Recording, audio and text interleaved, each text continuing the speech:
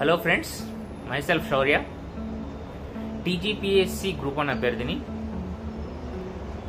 ప్రస్తుతం ఈ తెలంగాణ రాష్ట్రంలో నిరుద్యోగుల్లో రగులుతున్న ఈ మంటకి, నిరుద్యోగుల్లో జరుగుతున్న ఈ అన్రెస్ట్కి, వాళ్ళ ఆగ్రహానికి, జరుగుతున్న ఈ ప్రొటెస్ట్లకి, ఆమరణ నిరాహార దీక్షలకి కారణం ఏంటి? వాళ్ళ సమస్యలు ఏంటి? వాటికి సొల్యూషన్ ఎక్కడ దొరుకుతుంది? చర్చించే ప్రయత్నం చేద్దాం. ఆ రోజు 18th February 2014, the day when Telangana bill passed in Lok Sabha, 4 కోట్ల తెలంగాణ ప్రజల గుండెల్లో నిండిన ఆనందం, వారి కళ్ళల్లో మెరిసిన ఒక కొత్త మెరుపు, అది అనిర్వచనీయం, వెలకట్టలేనిది. దాన్ని ప్రత్యక్షంగా అనుభవించిన వారిలో నేను ఒకరిని. నేటి ప్రస్తుత తెలంగాణలో సగటు తెలంగాణ నిరుద్యోగిని. అలుపెరుగని పోరాటాలు, ఎన్నో అణచివేతలు, మరెన్నో ఉద్యమాలు, దాదాపుగా 1300 మంది అమరవీరుల ప్రాణత్యాగాల తర్వాత సిద్ధించిన రాష్ట్రమే ఈ తెలంగాణ రాష్ట్రం. ఇట్లా కొట్లాడి తెచ్చుకున్న తెలంగాణ రాష్ట్రంలో ప్రస్తుతం జరుగుతుంది ఏమిటి? 2014లో తెలంగాణ రాష్ట్రం ఆవిర్భవించింది. మనం ఇప్పుడు 2024లో ఉన్నాం. ఒక దశాబ్ద కాలం ముగిసిపోయింది. ఈ దశాబ్ద కాలంలో కొట్లాడి తెచ్చుకున్న తెలంగాణలో అభివృద్ధి జరిగిందా?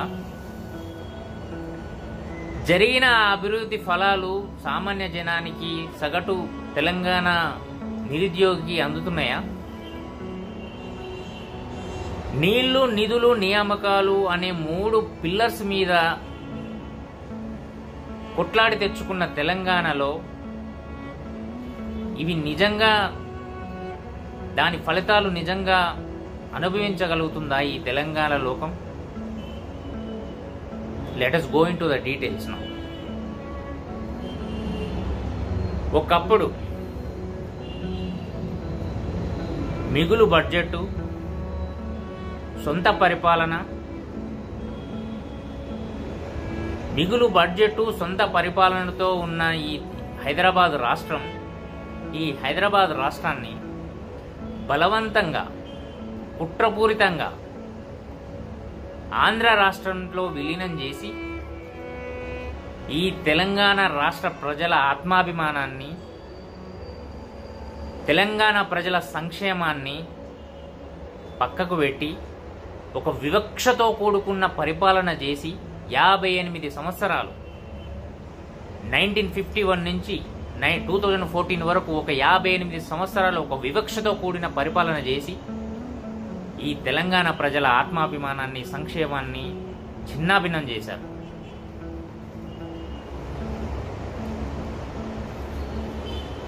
తెలంగాణ రాష్ట్రం ఆవిర్భావం అనేది సొంత పరిపాలన, నీళ్లు, నిధులు, నియామకాల అంశాల మీదనే పురుడు పోసుకుంది. సొంత పరిపాలన సాధ్యమైంది.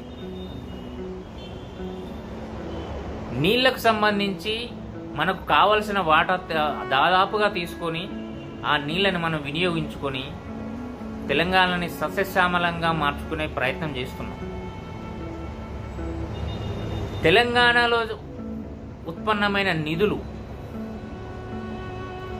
తెలంగాణ రాష్ట్ర ప్రజల సంక్షేమానికి, అభివృద్ధికి ఉపయోగించుకోగలుగుతున్నాం.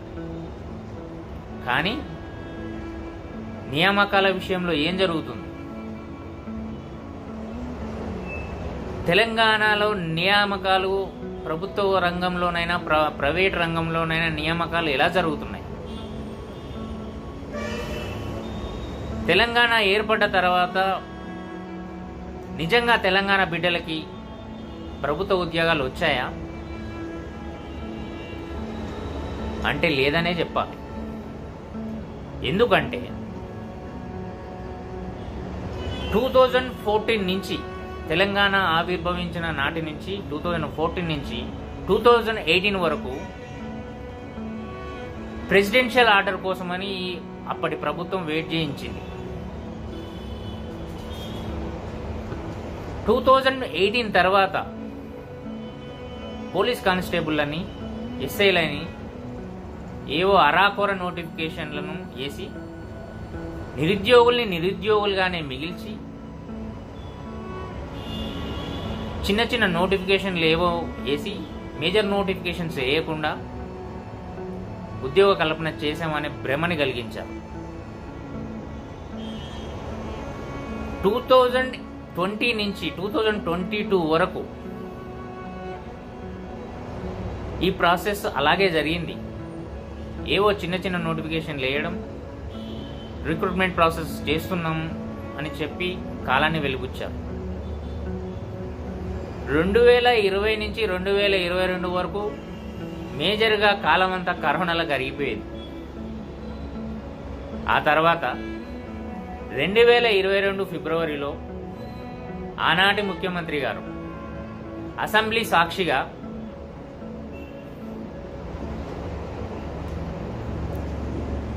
81,000 ఉద్యోగాలు, ప్రభుత్వ ఉద్యోగాలు రిక్రూట్మెంట్ చేయబోతున్నామని అసెంబ్లీ సాక్షిగా అనౌన్స్ చేశారు. అనౌన్స్ చేసిన తర్వాత ఒక్కొక్కటిగా నోటిఫికేషన్ రిలీజ్ చేశారు. 2022 ఫిబ్రవరి నుంచి మనం ఇప్పుడు 2024 జూన్లో ఉన్నాం. దాదాపుగా 2.5 సంవత్సరాలు. ఈ 2.5 సంవత్సరాల కాలంలో ఆ 81,000 ఉద్యోగాల రూపకల్పన జరిగిందా? రిక్రూట్మెంట్ ప్రాసెస్ కంప్లీట్ అయ్యిందా? 81,000 నిరుద్యోగులు ఉద్యోగాల్ని పొందారా అంటే లేదు. దానికి సమాధానం లేదనే చెప్పాలి. ఎందుకంటే ఈ 2.5 సంవత్సరాల్లో ఎగ్జామ్లు పెట్టడం, పేపర్ లీకేజ్లు చేయించడం, ఆ పేపర్ లీక్ అయిన ఎగ్జామ్స్ క్యాన్సిల్ చేయడం, మళ్ళీ పరీక్షలు పెట్టడం, ఇలా ఆ ప్రాసెస్లోనే గడిచిపోయింది తప్ప ఫైనల్ రిక్రూట్మెంట్ జరగలేదు. ఆ 81,000 ప్రభుత్వ ఉద్యోగాలు నింపడం జరగలేదు.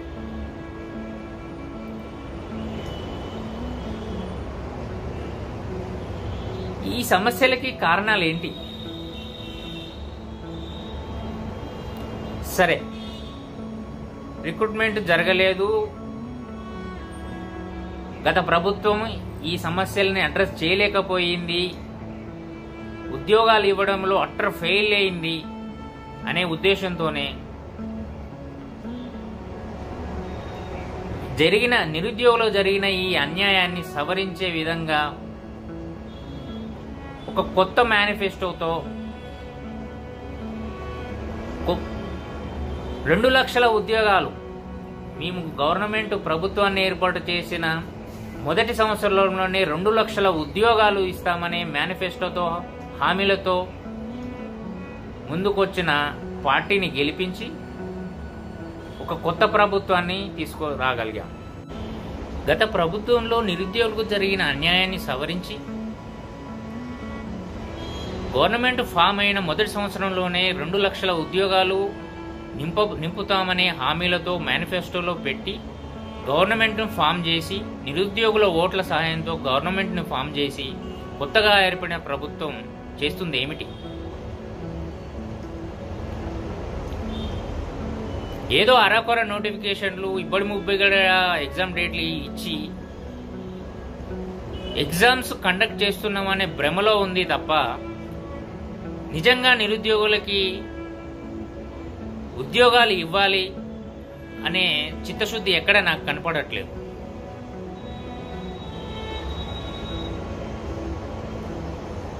దానికి నిదర్శనం just before general parliament elections హడావిడిగా group 1 notification and DSC notification ఇచ్చారు. మేనిఫెస్టోలో మెగా డిఎస్సి అని చెప్పారు. మెగా డిఎస్సి 25,000 పోస్టులతో మెగా డిఎస్సి వేస్తామని చెప్పి పార్లమెంట్ ఎలక్షన్స్కు ముందు హడావిడిగా పాత డిఎస్సి నోటిఫికేషన్లో ఉన్న 5,000 పోస్టులకి మరొక 6,000 కలిపి 11,000 పోస్టులు వేసి నోటిఫికేషన్ ఇచ్చారు. మెగా డిఎస్సి ఇస్తామని 25,000తో మెగా డిఎస్సి ఇస్తామని 11,000తోనే నోటిఫికేషన్ ఇచ్చారు.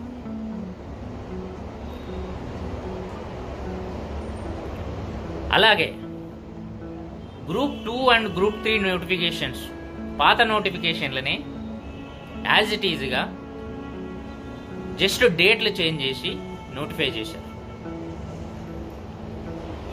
ఈ ఇచ్చిన నోటిఫికేషన్లకు కూడా ఎగ్జామ్స్ డేట్స్ అన్నీ అస్తవ్యస్తంగా ఒకదానితో ఒకటి ఓవర్లాప్ అయ్యేలా, అభ్యర్థులు అన్ని ఎగ్జామ్స్ రాసుకునే వీలు లేకుండా,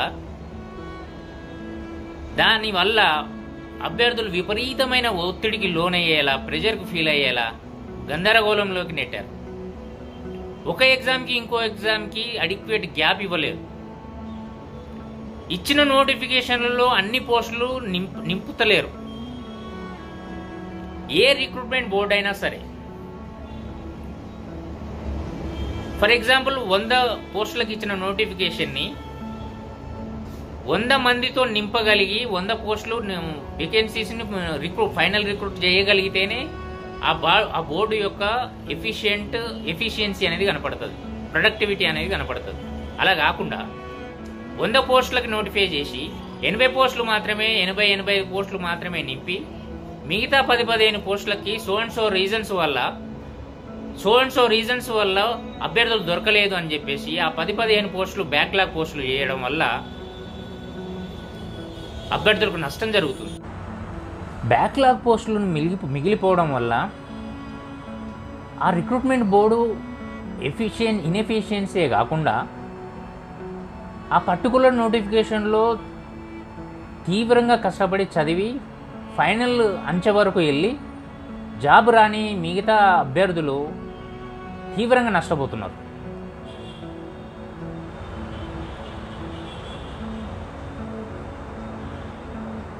ఈ సమస్యకు చెక్ పెట్టాల్సిన అవసరం ఖచ్చితంగా ఉంది. దీనికి బెస్ట్ ఎగ్జాంపుల్ రీసెంట్గా జరిగిన గురుకుల్ రిక్రూట్మెంట్లో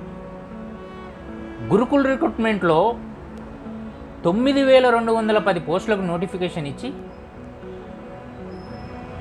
దాదాపుగా 8,000 మంది అభ్యర్థులను మాత్రమే ఫైనల్ సెలక్షన్కి చేశారు. రిమైనింగ్ 1,200 నుంచి 1,500 మంది పోస్టులు అవి బ్యాక్లాగ్లో మిగిలిపోయే ఛాన్సెస్ ఉన్నాయి. అలా కాకుండా సెకండ్ మెరిట్ లిస్ట్ అనేది ఒకటి పెట్టి మిగిలిన అభ్యర్థులని సెలెక్ట్ చేసే విధంగా ఈ మార్పులు తీసుకురావాల్సిన అవసరం ఎంతైనా ఉంది. ఆల్మోస్ట్ ఆల్ అన్ని ఎగ్జామ్స్లలో కూడా 10 నుంచి 15 క్వశ్చన్స్ తప్పుగా ఇవ్వడం, దానివల్ల అభ్యర్థులు కోర్టుకు వెళ్ళడం, దానివల్ల ఈ రిక్రూట్మెంట్ ప్రాసెస్ అంతా హాల్ట్ అవ్వడం, డిలే అవ్వడం, ఇదంతా జరుగుతుంది.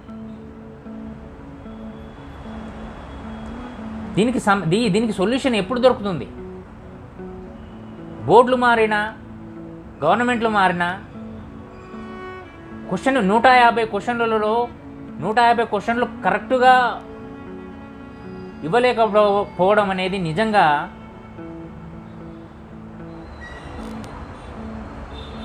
ఒక ఇన్ఎఫిషియన్సీకి, బోర్డు ఇన్ఎఫిషియన్సీకి ఇది ఒక నిదర్శనం. ఎటువంటి ఎడ్యుకేషన్ బ్యాక్గ్రౌండ్ నుంచి వచ్చిన అభ్యర్థి అయినా సరే, గ్రామీణ ప్రాంతం నుంచి అయినా పట్టణ ప్రాంతం నుంచి వచ్చిన అభ్యర్థికి అతని స్కిల్స్ని టెస్ట్ చేసే విధం సమతుల్యతతో కూడి ఉండాలి. అది జరగడం లేదు. ఎగ్జామినేషన్ హాల్లో కాంపిటేటివ్ ఎగ్జామ్స్ అంటేనే టైం బేస్డ్ ఎగ్జామ్స్. ఎగ్జామినేషన్ సెంటర్లలో వాల్ క్లాకులు ఉండడం లేదు. అనలాగ్ వాచ్లో అలో చేయడం లేదు. దానివల్ల అభ్యర్థులు చాలా ఇబ్బంది పడుతున్నారు. ఇలా చెప్పుకుంటూ పోతే ఎన్నో సమస్యలు. ఈ సమస్యలన్నింటినీ ఆలోచించి వాటికి తగిన సొల్యూషన్స్ని ఇచ్చి ఇకపైన ఎగ్జామ్స్ అన్నీ సాఫీగా జరిగేలా ప్రభుత్వము మరియు రిక్రూట్మెంట్ బోర్డ్స్ ఆలోచించాల్సిన అవసరం ఎంతైనా ఉంది. ప్రభుత్వం మరియు ప్రభుత్వ పెద్దలు, ఆల్ రిక్రూట్మెంట్ బోర్డ్స్ వీటి గురించి ఆలోచించాలి. ఇలాంటి సమస్యల్ని అడ్రస్ చేయకుండా ఏదో మొక్కుబడిగా ఎగ్జామ్లు పెట్టడం తప్ప నిజంగా చిత్తశుద్ధితో పనిచేస్తున్నట్టు ఎక్కడ కనపడడం లేదు. ఈరోజు రాష్ట్ర వ్యాప్తంగా జరుగుతున్న ఈ ధర్నాలు, ప్రొటెస్టులు, నిరాహార దీక్షలు, ప్రెస్ మీట్లు, వీటన్నిటికీ కారణం తెలంగాణ నిరుద్యోగ యువతలో ఉన్న సమస్యలు. మేజర్గా ఒక 5-6 ఎలక్షన్ మేనిఫెస్టోలో మీరు పెట్టిన 6 గ్యారంటీలకు లాగానే ఈరోజు తెలంగాణ నిరుద్యోగ యువతలో ఒక 6 డిమాండ్లు ఉన్నవి, 6 సమస్యలు ఉన్నవి. ఆ 6 సమస్యల్ని మన ముఖ్యమంత్రి రేవంత్ రెడ్డి గారు ఆలోచించి దానికి సమస్యల్ని పరిష్కరించాల్సిందిగా తెలంగాణ నిరుద్యోగ యువత నుంచి ఒక విన్నపం. మేజర్గా ఆ 6 సమస్యల్లో ఒకటి ప్రధానమైంది, గ్రూప్ 2, 3 పోస్టులు పెంచి దానికి తగిన సమయం ఇచ్చి ఎగ్జామ్స్ కండక్ట్ చేయాలి. గ్రూప్ 2, 3 పోస్టులు పెంచడానికి ప్రభుత్వం ఇంతగా ఎందుకు ఆలోచిస్తుంది? బిస్వాల్ కమిటీ రిపోర్ట్ ప్రకారం మొత్తం తెలంగాణ రాష్ట్రంలో 31 డిపార్ట్మెంట్లలో కలిపి 1,91,000 ప్రభుత్వ ఉద్యోగాల ఖాళీలు ఉన్నాయి. అందులో ఒక్క రెవెన్యూ డిపార్ట్మెంట్లోనే దాదాపుగా 7,000కు పైగా ఖాళీలు ఉన్నాయి. ఒక రెవెన్యూ డిపార్ట్మెంట్లోనే 7,000కు పైగా ఖాళీలు పెట్టుకొని గ్రూప్ 2 and 3 పోస్టులలో వాటిని యాడ్ చేసి ఎగ్జామ్ పెట్టడానికి ఇబ్బంది ఏంటి? ఎందుకు పెట్టడం లేదు? ఇది ఉద్దేశపూర్వకంగా జరుగుతున్నదా? ఇది తెలంగాణ నిరుద్యోగులను మోసం చేసినట్టు కాదా? రెండవ సమస్య, గ్రూప్ 1 1:100 రేషియో తీయడం. గత 12 సంవత్సరాలుగా గ్రూప్ 1 నోటిఫికేషన్ లేదు ఈ తెలంగాణ రాష్ట్రంలో. వచ్చిన ఈ గ్రూప్ 1 నోటిఫికేషను 2 సార్లు ప్రిలిమినరీ ఎగ్జామ్ పెట్టడం జరిగింది, 2 సార్లు క్యాన్సిల్ అయ్యింది. గత 2 సార్లు రాసిన అభ్యర్థుల్లో క్వాలిఫై అయిన అభ్యర్థులు చాలామంది ఈసారి రాసిన ఎగ్జామ్లో క్వాలిఫై అవ్వలేకపోవచ్చు. 1:100 తీయడం వల్ల వాళ్ళకు మెయిన్స్ రాసే అవకాశం వచ్చి వాళ్ళ ప్రతిజ్ఞను చూపే అవకాశం వాళ్ళకు కలుగుతుంది. ఇంకొకటి, ఈసారి వచ్చిన ప్రిలిమినరీ ఎగ్జామినేషన్ అనలిటికల్గా లేకపోవడం, ఫ్యాక్చువల్ బేస్ని చేసుకొని క్వశ్చన్స్ ఎక్కువగా ఉండడం, ఎగ్జామ్ హాల్లో వాల్ క్లాక్లు అరేంజ్మెంట్ చేయలేకపోవడం, అట్లీస్ట్ అనలాగ్ వాచ్లు కూడా క్యాండిడేట్లకి అలో చేయకపోవడం, ఇలాంటి పలు సమస్యల వల్ల చాలామంది అభ్యర్థులు లాస్ అవుతున్నారు. వీళ్ళందరికీ న్యాయం చేసేలా 1:100 తీయడం వల్ల ప్రభుత్వానికి వచ్చే నష్టం ఏమీ లేదు. ఇది జాబులు ఇవ్వడం కాదు, మెరుగైన జాబ్ కోసం, మెరుగైన అభ్యర్థులను ఎంపిక చేయడం కోసం ఎక్కువ మందికి అవకాశాలు, మెయిన్స్ రాసే అవకాశాలు కల్పించడం. ఇది చేయొచ్చు. మూడో సమస్య, జీవో నెంబర్ 46. ఈ జీవో నెంబర్ 46 ఎంత అసంబద్ధమైంది అంటే, ఆదిలాబాద్లో ఉన్న అభ్యర్థికి ఒక కట్ ఆఫ్, హైదరాబాద్లో ఉన్న అభ్యర్థికి ఒక కట్ ఆఫ్. ఎందుకు ఈ వివక్ష? ఆదిలాబాద్లో ఉన్న అభ్యర్థి తెలంగాణ వాడు కాదా? ఆదిలాబాద్లో ఉన్న అభ్యర్థి హైదరాబాద్లో ఉన్న పోస్ట్కి అర్హుడు కాదా? ఇదెక్కడ న్యాయం? ఇది కంప్లీట్గా అగైనెస్ట్ టు నేచురల్ జస్టిస్. దయచేసి ఈ జీవో నెంబర్ 46ని రిపీల్ చేసి అభ్యర్థులకు న్యాయం చేయాల్సిందిగా మనవి. 4వ సమస్య మెగా డిఎస్సి. మెగా డిఎస్సి అని మేనిఫెస్టోలో పెట్టి 25,000 పోస్టులు వేస్తామని చెప్పి ఇవాళ 11,000 పోస్టులతో నోటిఫికేషన్ ఇవ్వడం.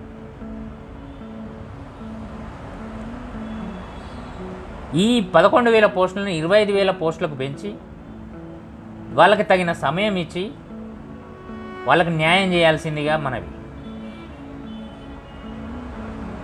ఇంకో సమస్య 6వ సమస్య రీసెంట్గా జరిగిన గురుకుల నోటిఫికేషన్లో రీలింక్వెష్మెంట్ ఇచ్చి సెకండ్ మెరిట్ లిస్ట్ ఇచ్చి నష్టపోతున్న అభ్యర్థులకు న్యాయం చేయాల్సిందిగా మనవి. మేజర్గా ఈ 5-6 సమస్యల్ని గవర్నమెంట్ ఆలోచించి దానికి తగిన సొల్యూషన్స్ రాబట్టి తెలంగాణ నిరుద్యోగ యువతలో జరుగుతున్న ఈ అన్రెస్ట్కి ఒక సొల్యూషన్ చూపించాల్సిందిగా ఒక సగటు తెలంగాణ నిరుద్యోగిగా నా విన్నపం అండ్ నా మనవి. పార్టీ ఏదైనా సరే వాళ్ళు గవర్నమెంట్ ఫామ్ చేయాలనే లక్ష్యంగా అడ్డగోలుగా అడ్డం పొడుగు హామీలు ఇచ్చి వాళ్ళ మేనిఫెస్టోలో పెట్టి నిరుద్యోగుల్ని మభ్యపెట్టి వాళ్ళ ఓట్లతో గవర్నమెంట్లు ఫామ్ చేసి చివరికి నిరుద్యోగులకు నిరాశనే మిగులుస్తున్నారు.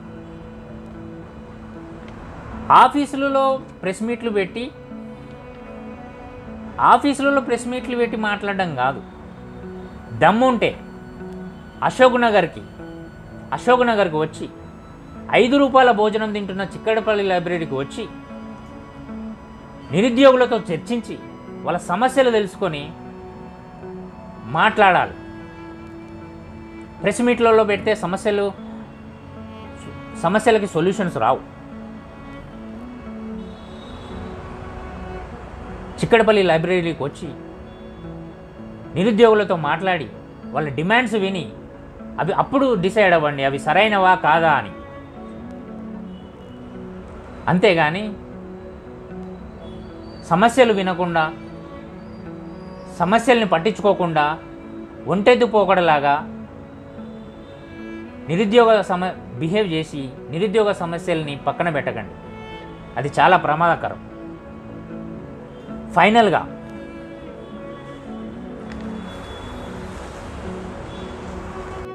ఫైనల్గా ఈ రాష్ట్ర ముఖ్యమంత్రి శ్రీ రేవంత్ రెడ్డి గారికి మనవి. నిరుద్యోగులు ఎదుర్కొంటున్న ఈ 6 సమస్యల్ని పరిష్కరించి వారి డిమాండ్లను నెరవేర్చవలసిందిగా మనవి.